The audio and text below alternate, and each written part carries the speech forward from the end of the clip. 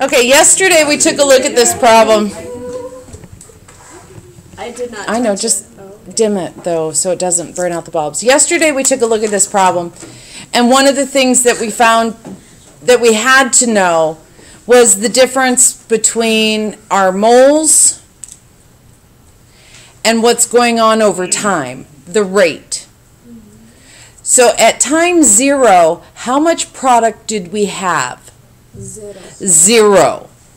But after 10 seconds then, I said how much hydrogen was used 0.1 in the reaction. So to be able to figure that out, we had to subtract, which then gave us that number.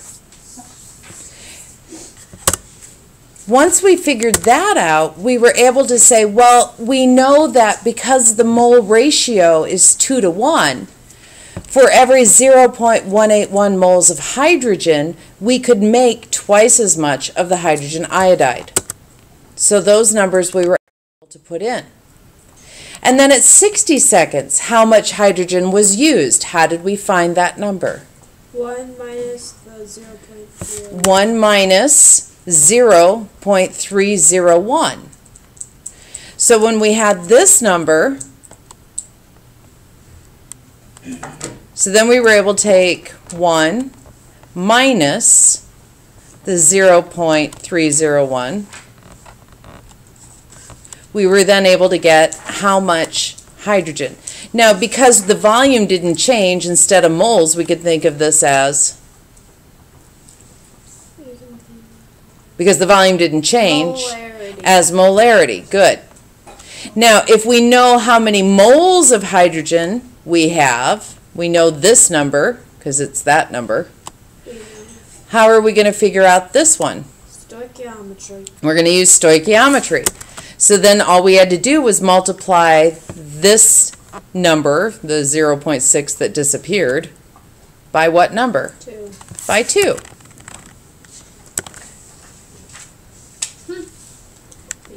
So we did that yesterday. And then our next question was to look at the rate.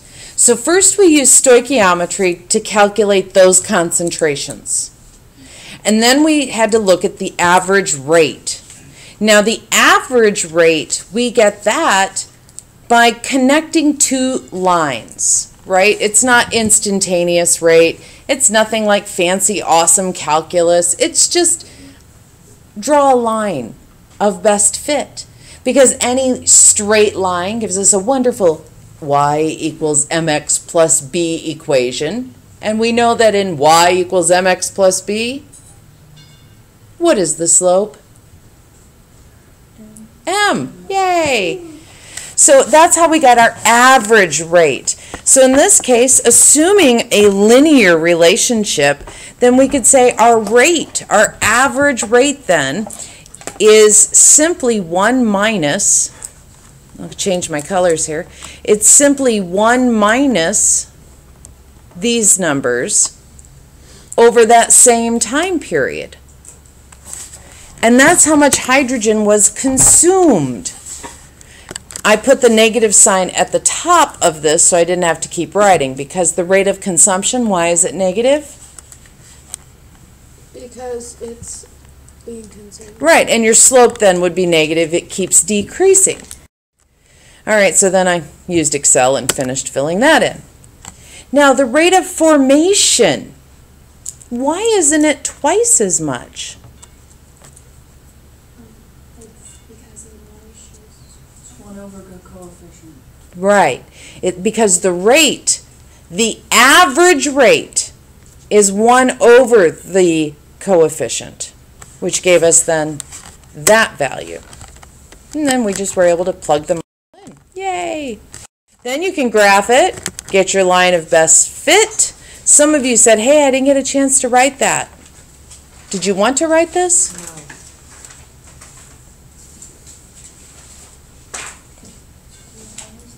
No, it's entirely up to you whether or not you want to. Just giving you an opportunity, as I know I went too fast for that yesterday.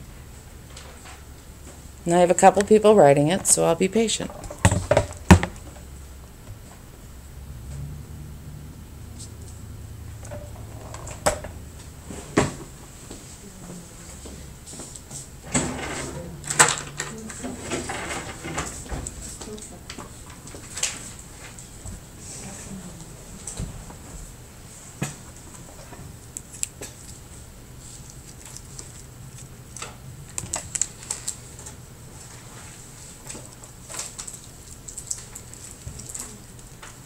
Let me know when you're ready.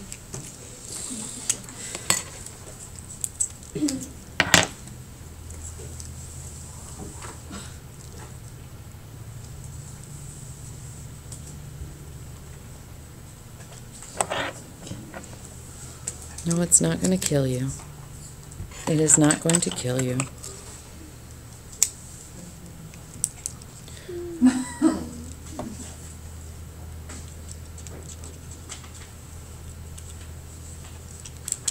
Patricia, I appreciated that text message. I haven't had a chance to look at it, but we're going to start talking about first order reactions today, so I just saw it. it'll give us a chance to look at it again. I wanted to wait until I got there. From the Echo page. Okay, I had to change the battery on my pen. Brilliant. Wait, you found a pin tip? Oh, on your. All right, so then we were able to use a line of best fit. So here's our line of best fit, this little red line here.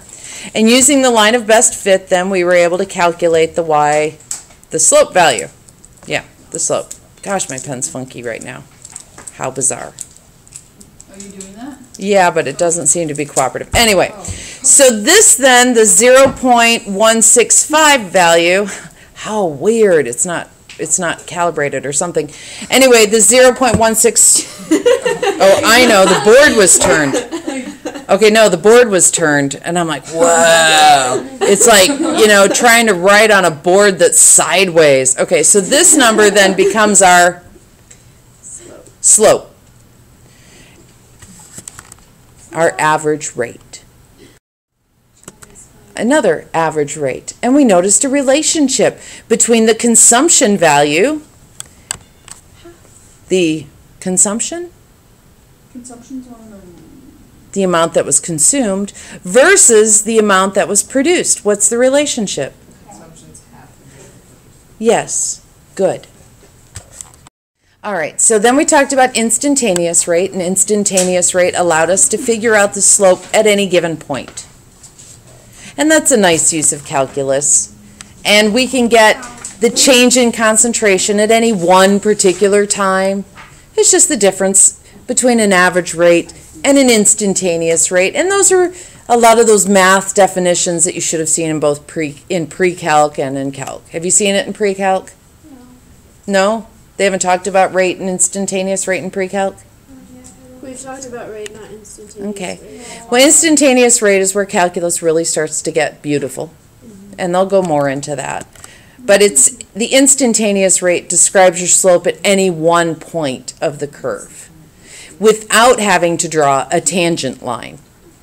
For pre-calc, without calculus, to get your instantaneous rate, you have to draw a line of best fit. And that's what this slide is trying to show you, that as that green line approximates your tangent line, gets closer and closer to that tangent line, your slope becomes better and better.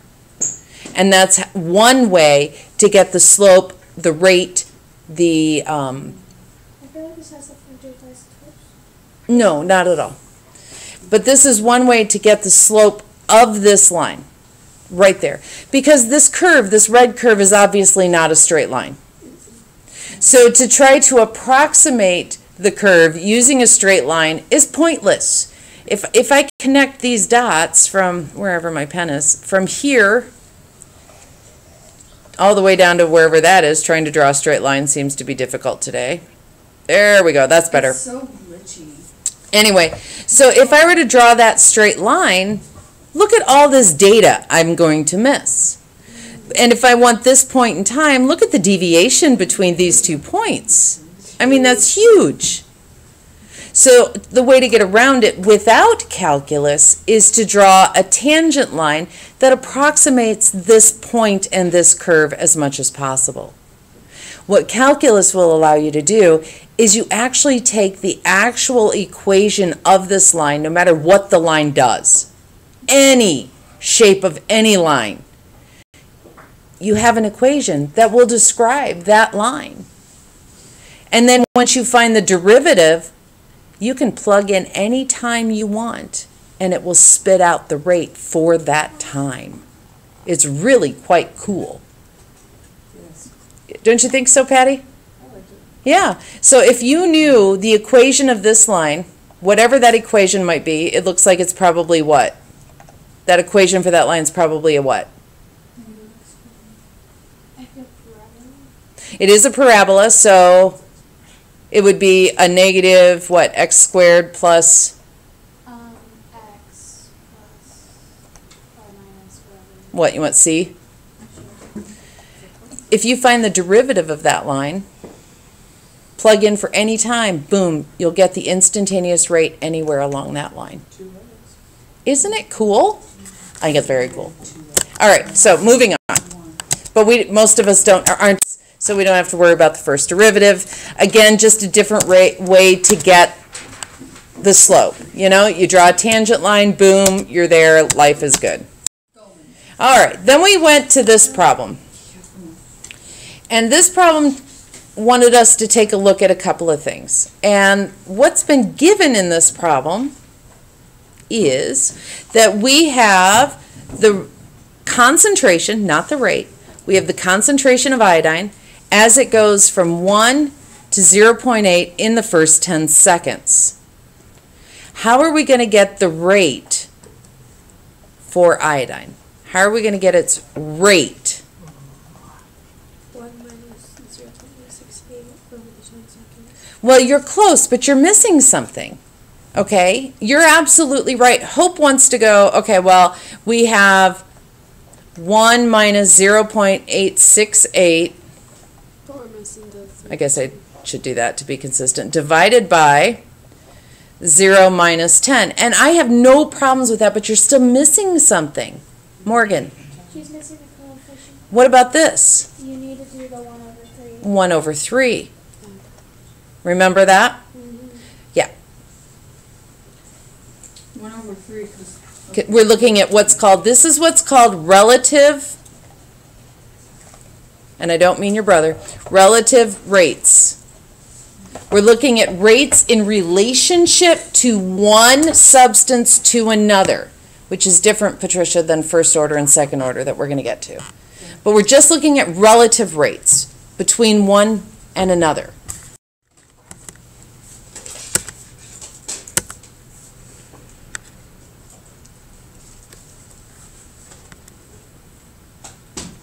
What are you saying, sir? Well, I haven't gotten there, but take a look at what I put up on the board.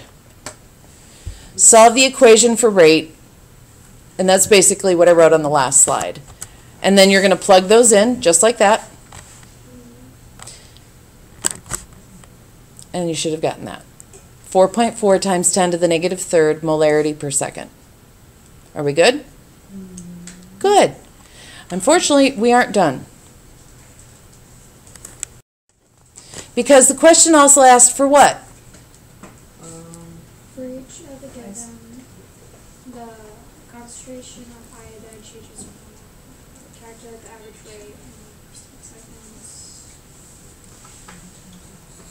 Solve the equation for the rate in terms For of hydrogen also. concentrations of the given. Okay, so we now know the rate of the iodine, correct?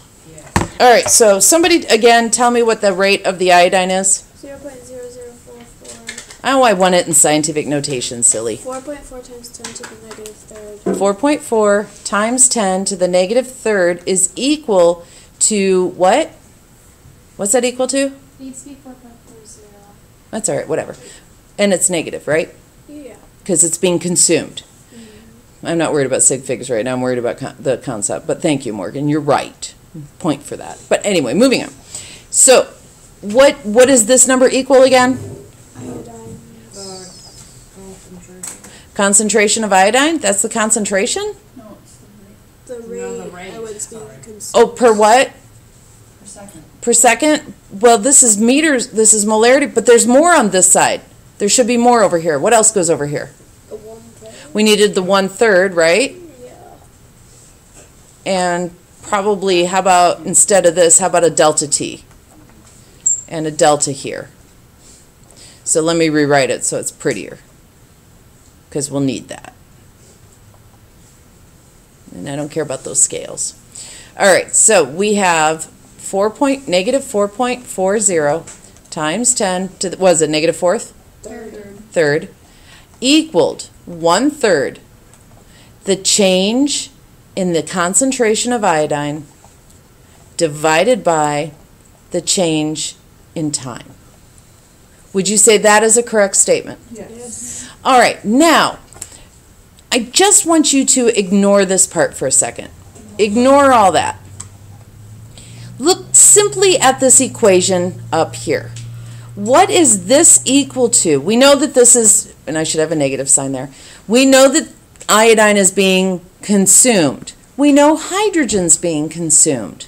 What is their relationship in terms of consumption?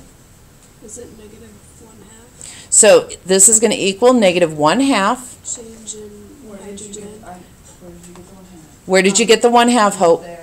1 over the coefficient. It's 1 over the coefficient. Oh, we're talking about the hydrogen? We're now, because the question wants to know, well, if I consumed this much iodine, how much hydrogen's being consumed? So, and we know we're just going to ignore this number we got from iodine. We know that the hydrogen ion is equal to negative 1/2, what is it? Change in Change in what? hydrogen Hydrogen over the change in time. over the change in time. Good. Well, yeah, except We don't know. we know this number, don't we? Yeah. So I could replace this Yeah. with what? This is 4.4 times. 4.40 times 10, what, to the negative third? Yes. Isn't it negative 4.4? It is negative. Nice catch, 2 points for you. Equals negative 1/2 the change in concentration of the hydrogen ion over the change in time. So, can you solve for the hydrogen? Yes. Go. No, you mean they both 2 seconds. No. All I really am asking you to do for Morgan is solve for all of that, is really what I'm asking you to do. I want the rate of change.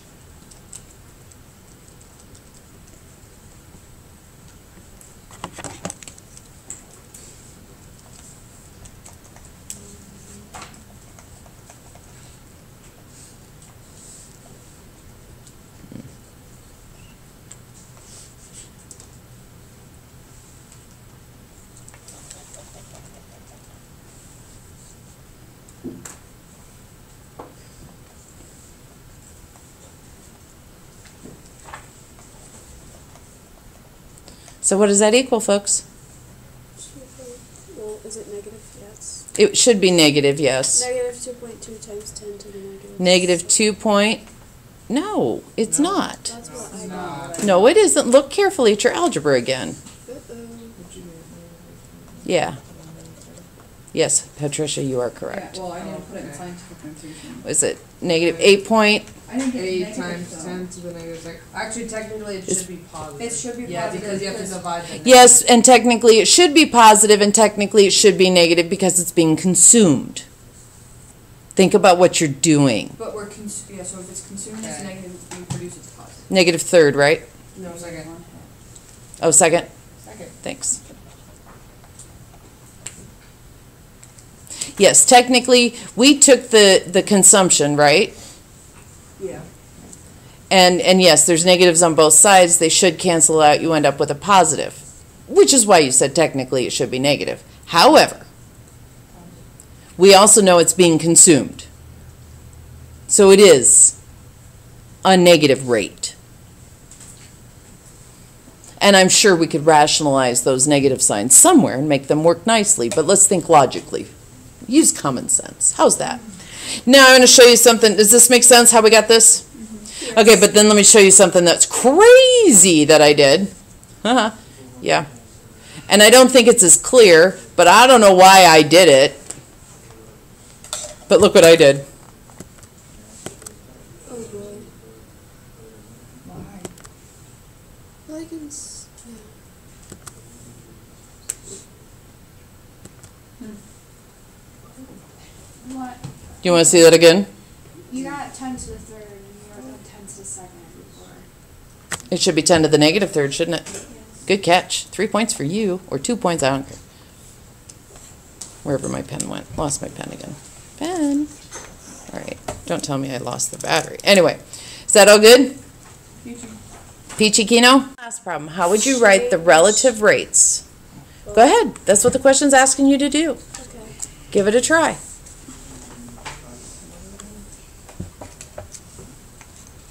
All right.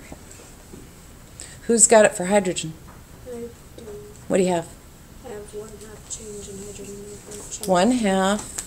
Negative 1/2. Yeah, oh, good catch. Negative concentration of the hydrogen ion divided by Change in time change in time. Excellent. What would that equal? equals change in oxygen.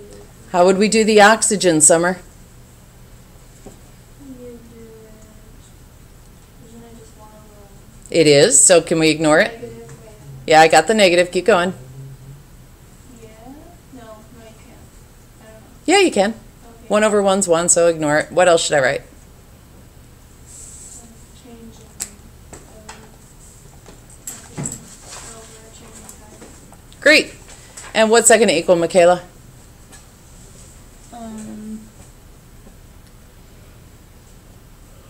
1/2 change in water Mm-hmm. over change in time. Nice. Perfect. So, There's the answer number 1. Yeah. I mean, is that all that we write? Yeah, that's all they wanted. What are the relative rates? Huh. Relative rates, how are they related to each other? Hydrogen's rate of consumption is half that of oxygen. Those are all equal. This And- makes so much more sense the more I look at it. Good. And hydrogen's rate of consumption is equal to the rate of formation of water. Okay. Now, calculate the rate at which we're losing hydrogen, please. So you're going to have to look at that data table. There it is. Calculate the rate at which we are what? Losing hydrogen. Losing hydrogen. Consuming? No, losing. It shouldn't be consuming. Does it? Well, what is hydrogen in the reaction? It's Is it a reactant? So what are you doing with it? We're using it. All right, well, let's write it down. We lost it really fast. Lost the pen? Oh, it says 50 in our table. It says 0, 0, 0. Where? For hydrogen, ours says you started out with 50. Yeah. And you have 0. 0, 5, 5. Hold on a minute. May I see what you're talking about? Right there it says 50 for hydrogen. Well, that's silly. Fix it. Is it 0.05? Yeah, it should be what I have on the board, 0.050. I don't know why I wrote 50 on your papers. Okay? Well, part of the problem is, interestingly enough, between PowerPoint and Microsoft Word, the data tables do not copy well. You have to totally redo your data table if you want them to look good. I've not yet figured out how to copy them nicely from one to the other. Oh, I don't know how to do it from another, but I know how to do one from like a document to document. Oh, that's easy peasy, but see what happens is, see how big all this font work is? So if I copy this font level over to Word and change the font, all the formatting stays the same on the data table. It doesn't change with it. So I had to retype it. So go with what I have on my table, please. So how am I going to do this, please? It's negative 1/2. Thank you. Just waiting for that. How am I going to do this, please? Negative 1/2 over Time. What do you want to use? 0, 5 minus 0.05 minus 0.025 0.025 divided by divided by the 0.002 seconds. divided by, so we'll start with times 0.002 minus 0.004, and we're going to times that by, Negative 1/2. Yep. and what are you going to get? Hold on.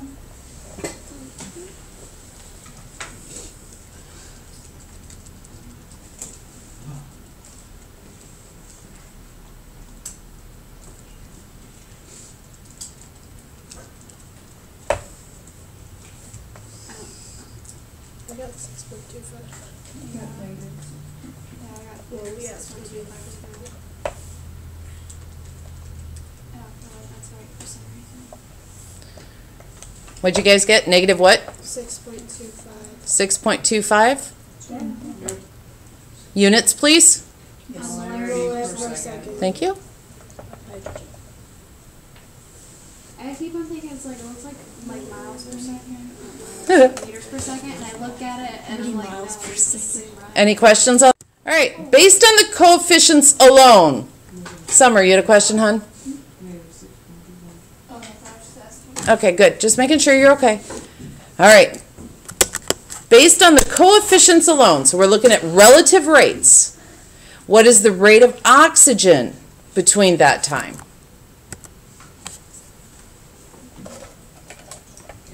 40.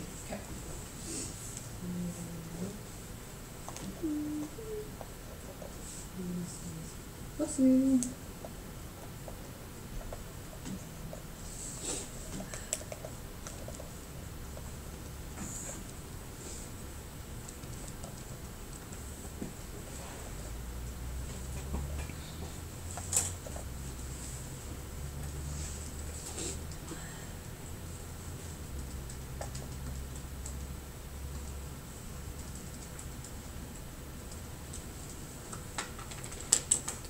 Let me know when you have an answer for me.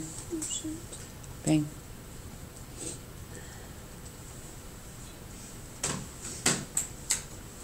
I can be wrong. Don't just go off me. I got the same, wait. What's going on? Michaela, what'd you get? The same thing as before. 6.25. That's what I got. I got the same Well, thing. negative. Yes, it Aren't should they be the always same. the same? Right, that's what I got. It's a good question. I'm not sure if that's the answer. Oh, shoot. But it's interesting, isn't it? Oh, yeah, That's not okay. what I'm doing. I remember now. I was like really confused because it's like molar ratios are different. This isn't right. And like, oh yeah. Okay, now, Well, I'll be danged, I don't lie. are you good now? Yeah? Sometimes They're consumed at the same rate. Because it's the same chemical reaction. Yeah. The relative rates are the same. Why are some reactions slow? Oh, well, we haven't gotten to those types of reactions. These are just relative rates based on their coefficients. May I move forward? Yeah, no, I was Okay, would somebody, Michaela, tell me what you put up here in the numerator, please. I put 0.08 minus 0.0675. But it's 1.04. Thank you. And what did you put in the denominator, please? 0.002 But isn't minus it? 0.004. Thank you. What is between? It's from between 0.004 and 0.008. That's what the question's asking. Yeah. Okay.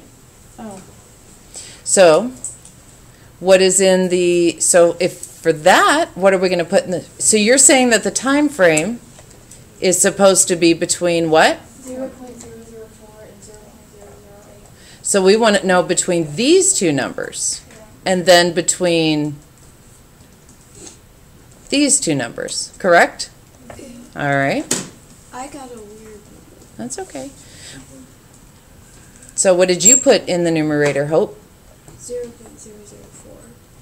And then the top number. You can't put time in the numerator, dear. Oh, not in the numerator. I put that in the denominator. Okay, what do you want in the numerator? I put See, if you do that, you don't get that. 0.0675 minus 675 minus, 0.0612. and what'd you put in the denominator? I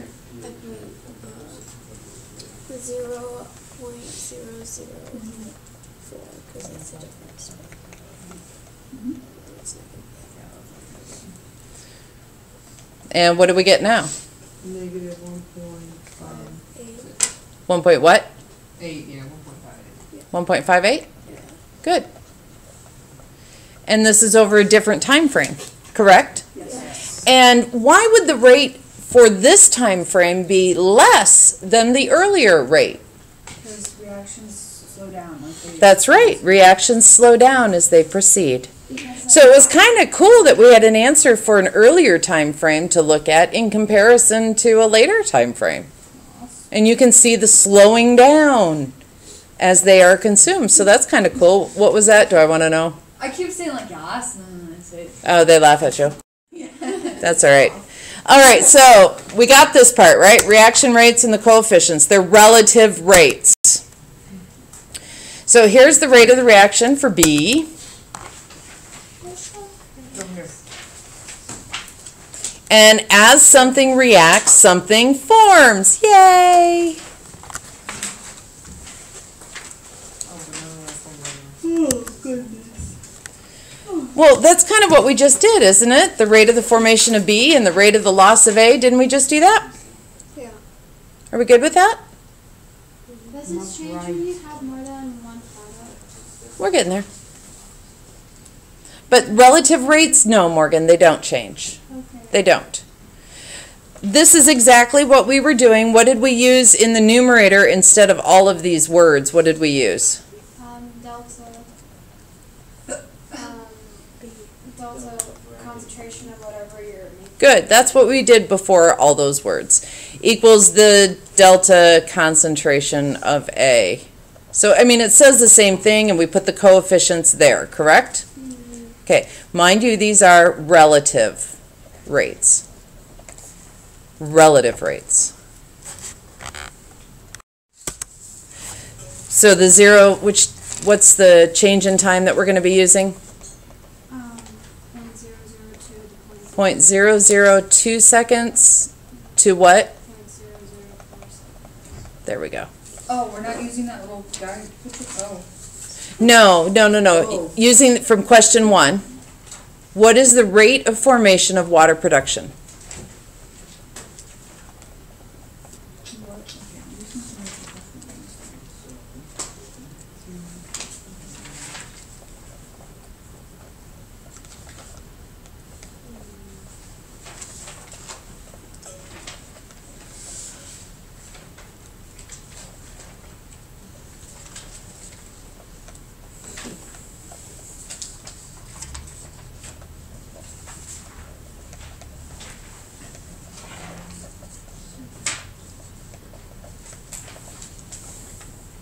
Hope, what'd you get? 12.5.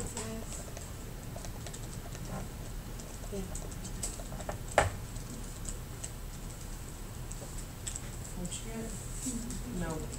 I wondered if that was not right. You times it by half? Did you forget the half, honey? Yeah, I did. Because, 0.25. and It'd have to be the same as. it should be the same as the hydrogen ion, shouldn't it? Yeah. Or hydrogen element, that's right. 6 point what? 25. Thank you.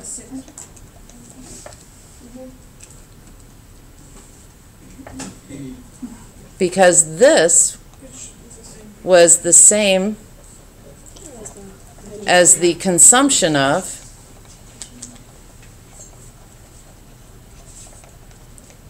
hydrogen. Bless you. Holy smokes, what am I doing? Just a sign difference. Patricia, see if you can find how she's doing. I'm used to Now- doing it in my calculator. What I want to do this time is go the other direction. Start out with two products. No, I'm going to give you rates and you get to figure out the coefficients. Correct. Oh, sweet. Okay, we left off with this problem yesterday, and a lot of you were really freaked out Yeah. and didn't see it, and 2 of you were like, oh, I got this is cake, I got it, it's easy peasy. So, we are dealing with what kind of reaction rates right now? What kind of rates? Relative. Relative rates. And what do we do, where do we get relative rates? Where do we get them from?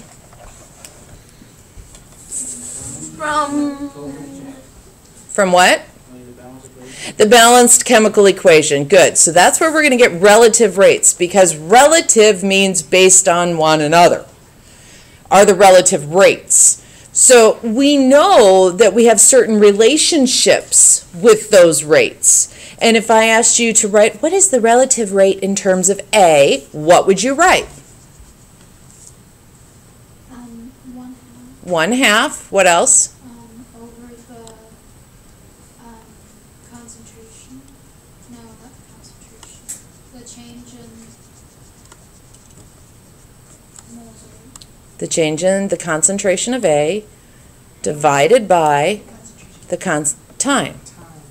Because rates depend on time.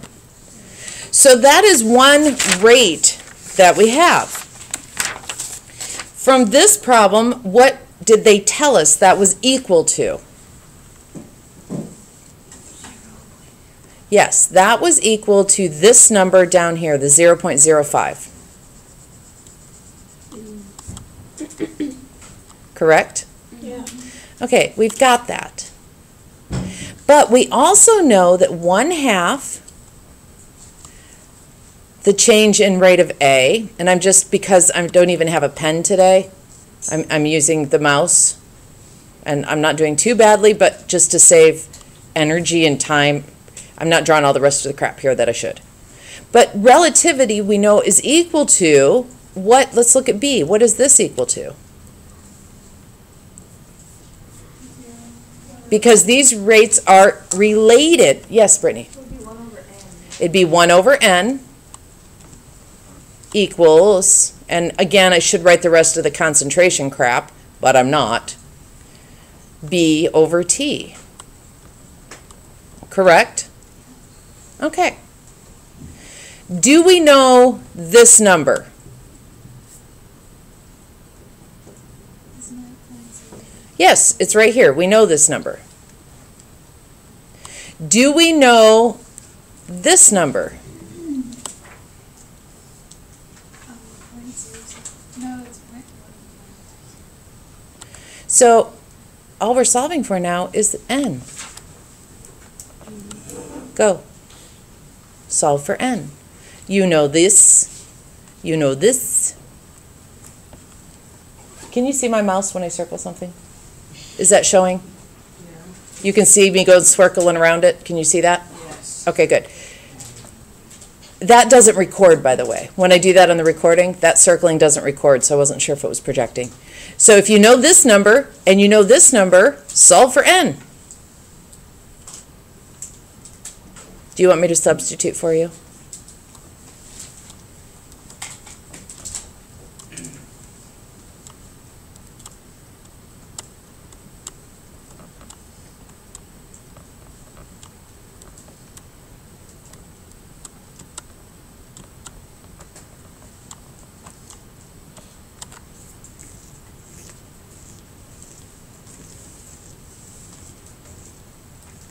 So what'd you get for n? I'm sorry? 6. 6. Good.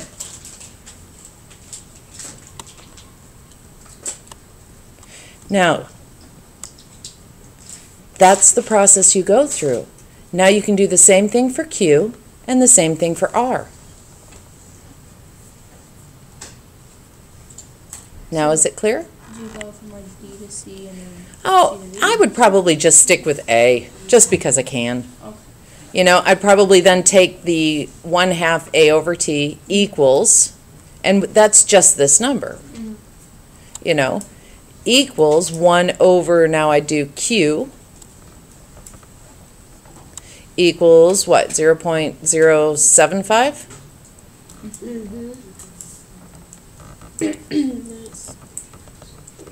And then Q equals what? 3. Just because it makes my life easier to stick with what I've already done. I like problems that make my life easier. Yeah. And then our last coefficient then is R. And then R equals what?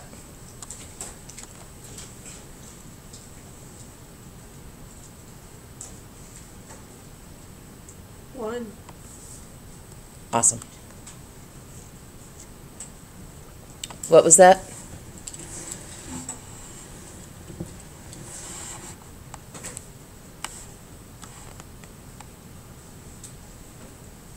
Brittany, what's wrong?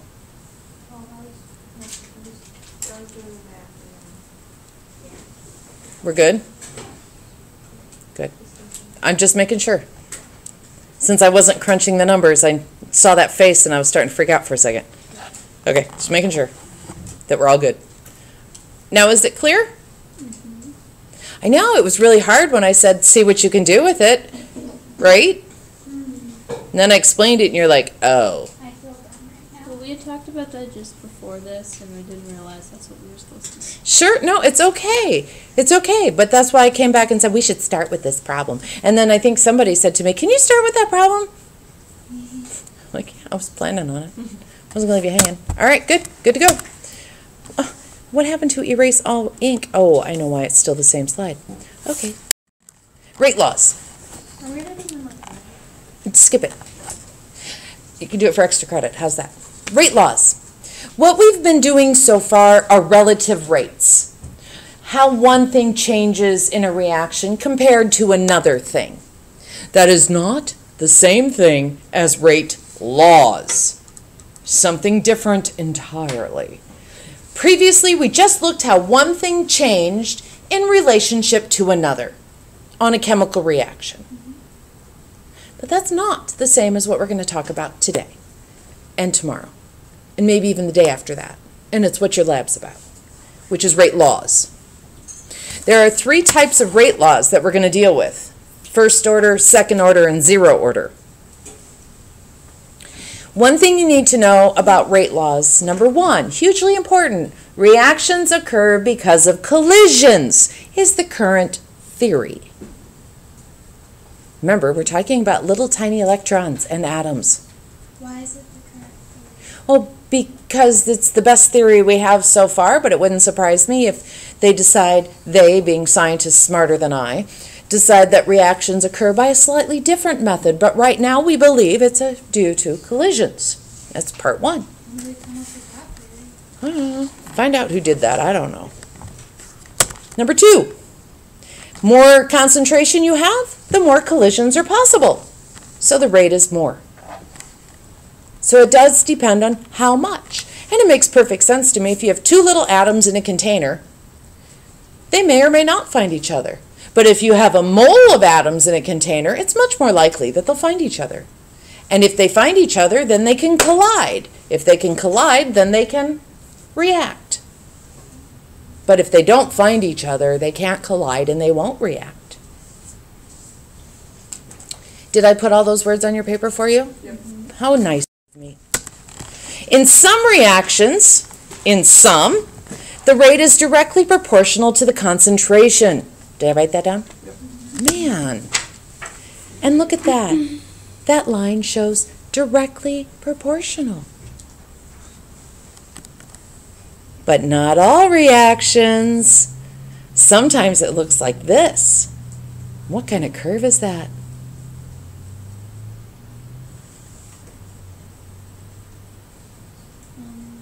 You said it before. Perhaps. Yes, you did. So the point is, don't worry about it. We'll get there. Don't worry about it. The point is the different relationships between the rates and the concentrations is where we get our rate laws. That's the point. The relationships give us our rate laws. And it's all about how the rate and the concentration, this is key, how the rate and concentration are related. It's all about the relationships between these guys. And there's 3 different types of relationships we will examine: zero order, first order, and second order. Take a look at this cool reaction. I'm not breathing those fumes though. They might not be bad. I don't know. I haven't looked up the data sheet on nitrogen monoxide, but it doesn't look like something I want to breathe. So here we would write what's called the generic form of a rate law. Generic form. That's key. This is important to know that we're talking about a generic form of the rate law. You need to know generic form. And this is how we write a generic form. What is missing? Products. We don't care about products. The products do not affect the rate of the reaction at all. It's all about the reactants. The relationship between the reactants and how they react to make the products. But the products, think about it this way. If you go on a trip, does the traffic to get to the airport affect the time you get to your trip? Yes. Does the traffic in the airport, foot traffic, people traffic, getting through all the little gates, does that affect your time to start your trip? Yeah. Does the airplane and the process of the train and the whole runway and the whole thing? Yes. But once you're there, none of that other stuff mattered. You're there. You've achieved your goal. The products do not affect the rate of a chemical reaction, so we get to ignore them. So the generic form involves three important things. Rate. And the units of this rate depend on the order of the reaction. These units will change. And you have a homework problem in which you have to come up with the units for different rates of the reactions. Yeah, because that changes depending on the type of reactant. K, this number is a constant. Now in the next chapter we'll be dealing with a constant, capital K. And it's a completely different type of constant. Why do we have so many numbers? I don't know. Nobody asked me when they wrote these things. Our brackets still mean concentration, so we do know the units in here. What's that? Molarity per nothing. Yeah, it's just molarity. Sorry, my bad. And then we got to deal with this exponent n. We'll talk about n shortly. What does it mean by- N is going to be of a couple of different types. We'll talk about that.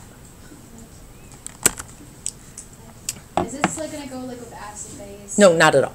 Okay. Nice try though. So N will tell us the order of that reactant. And we will have three choices for the order. It'll be zero order, or first order, or second order. So it'll be a 0, 1, or a 2. It could be more, but wow, we're not going there. Nope, we stop at 3 different types and we're all done. We don't look at any more than the 3 different types. How do you tell which order? I'm so glad you asked how we tell. There's a couple of different methods we're going to use. Okay? The first method we're going to use is called the initial rates method. This one's cool and easy. Oh, it's really easy. It's really easy. So first thing you do is you write a generic rate law. So you get a reaction like this and you write a generic rate law. Oh yeah, we already covered what's missing. Oh, look at this. Look at that. I'm showing you the end game doesn't depend on the products in pictures. Haha. Sorry. That's what all that is. Do you need to write those things down? No. Okay. But that I already did that. So fine.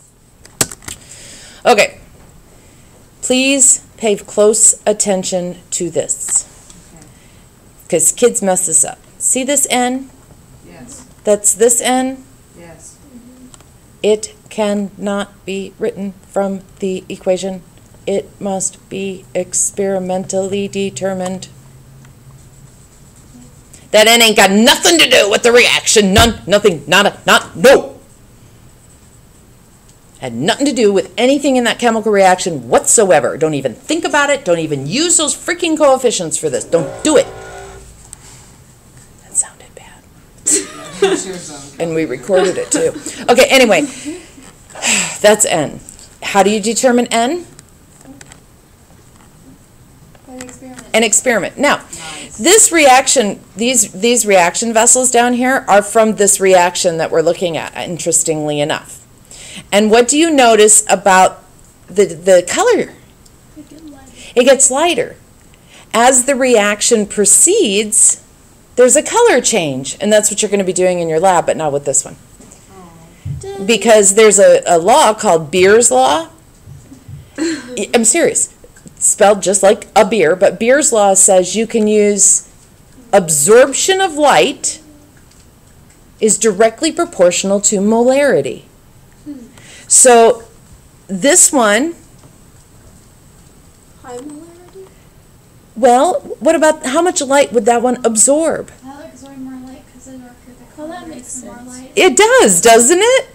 And the absorption here, not so much. That's why neon colors became so popular while working out because they lets more light. Yeah. So anyway, the point is we're going to be using that law. All right. We're also going to we're going to start off, there's two types of rate laws. There's a differentiated rate law and there's an integrated rate law. And we will be using algebra, not calculus. But even from the words alone, you can tell that that calculus works really well with these. Yes? Because, you know, in calculus, you use the words differentiated and you use the words integrated. But we're gonna reduce these to algebra, not calculus, even though calculus works really well for these. Okay, so the rate laws of a reaction depend on concentration. Of what? Products or reactants? Reactants. Reactants. Good. So a zero order rate law looks like that. That is the generic form of a zero order rate law. What's missing? Yes. And What? molarity? Yeah, it doesn't even depend on concentrations. Isn't that cool? We'll talk about that. And then we have a first order rate law. It looks like that. Are these on your paper? Good Lord, I'm nice. And there's your second order rate law. Those are the generic forms of the three. Why? Oh, no. So in the first one, if I had written a generic rate law here and I had an A here, what would my exponent have been? 0. And what is anything raised to the 0 power? And what is 1 times negative k? -1. Negative k. So that's why they didn't write it here. Because A to the 0 order is 1. And A in this would have a first order and this is second order, see? So the N shows the order of the reaction. And our job is going to be to find N. All right, so now if we have more than one reactant, look at this. Say that in a nice big loud teaching voice there, Caleb. The sum of the exponents in the reaction rate equation. Yeah, that makes perfect sense, right? So how would I determine the overall reaction order?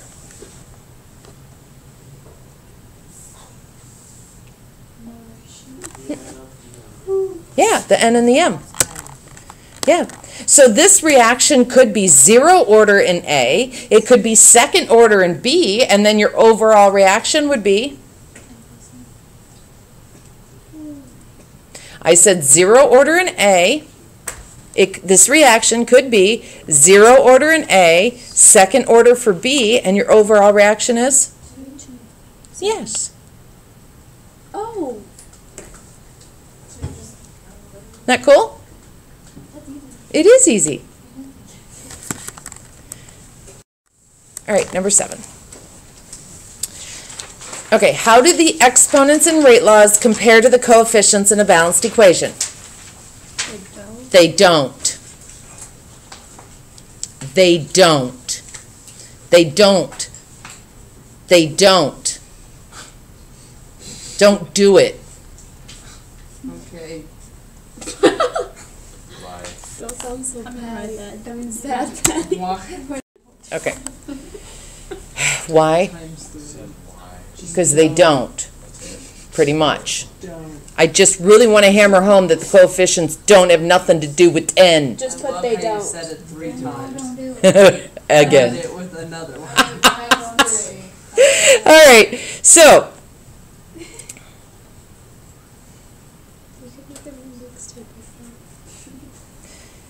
how will the rate of a reaction change if we change the concentration of our reactants? How will the rate of a reaction change if we change the concentration of our reactants? If I increase A, our reactants, what happens to our products? It increases. Why? Because if you have more, you're gonna make more. Because you have more. Thank you. If you have more, you make more, because you have more collisions. Did you write that down, Blaze? And then you might want to show Kaizen what you wrote. Help him out with the whole English thing. Yeah.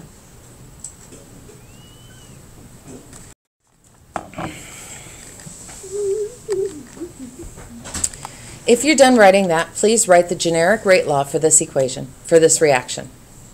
I need a generic rate law for this reaction, please.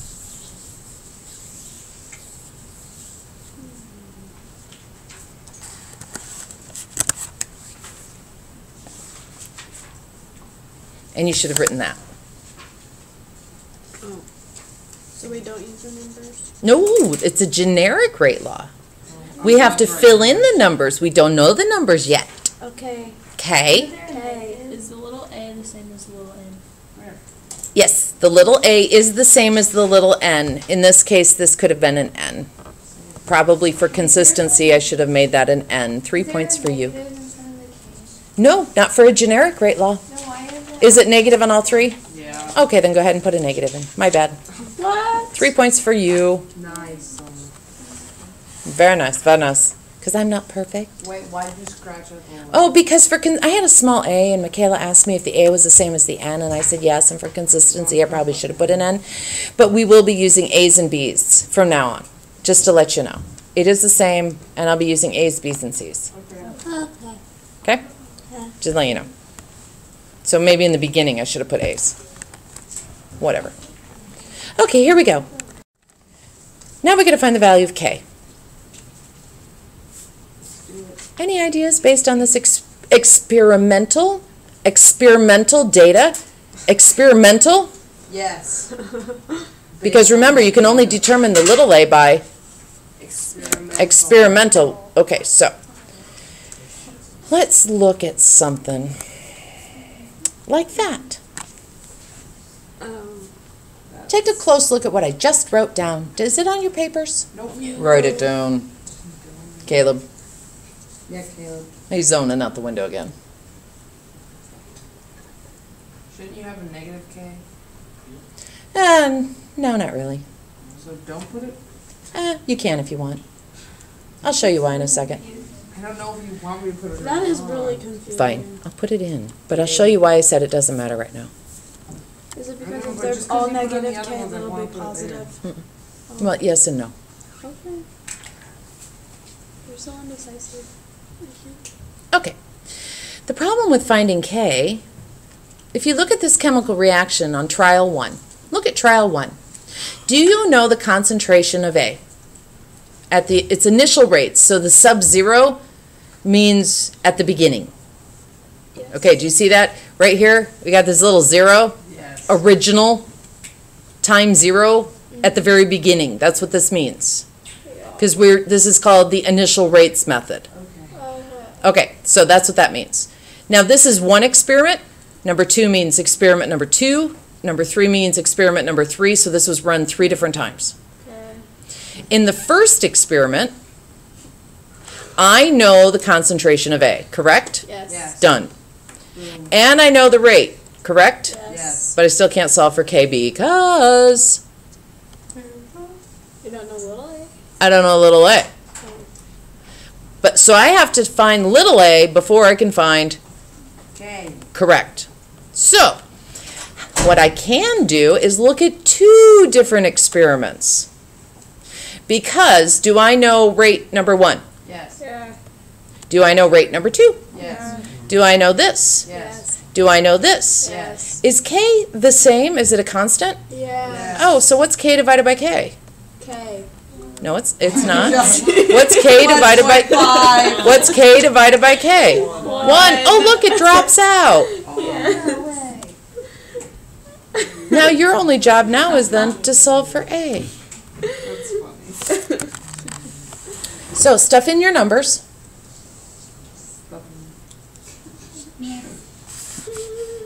And then drop out K. What? Hold on, I'm going to erase my ink. Summer.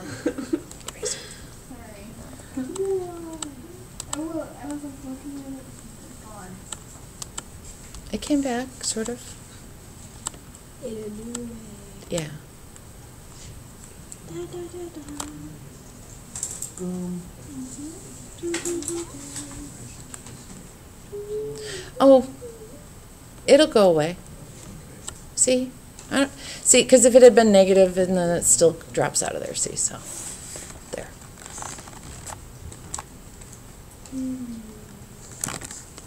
So you should have gotten that.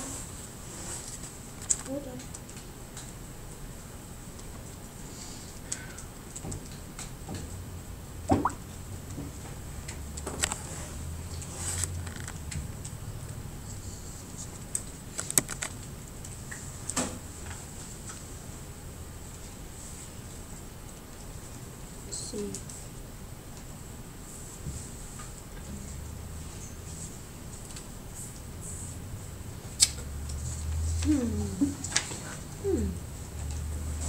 What's, Hope?